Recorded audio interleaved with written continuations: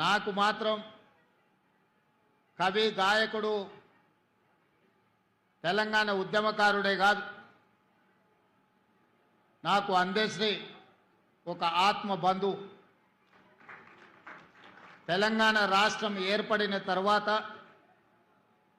తెలంగాణ రాష్ట్రంలో జరుగుతున్న పరిణామాలు,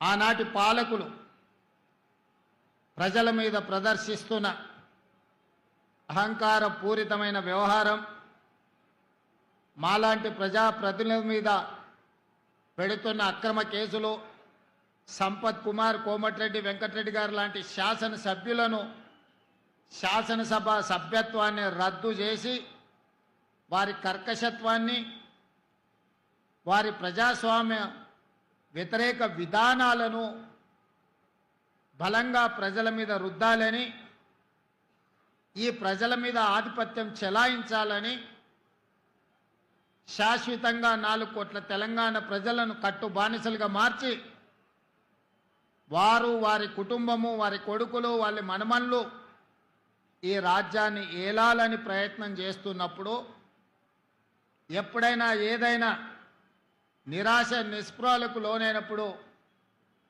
అందశ్రీ గారు స్ఫూర్తిగా నిలబడేవాళ్ళు. వారు రచించిన జయ జయ హే తెలంగాణనే కాదు, మాయమైపోతున్నాడమ్మ మనిషి అన్నవాడనే పాటనే కాదు, ఎన్నో పాటలు. అవి పాటలు కాదు, అవి తూటాలై ప్రజా వ్యతిరేక పాలకుల గడీలను కుప్పగూల్చే మర పిరంగులై తెలంగాణ రాష్ట్రంలో పేలిని.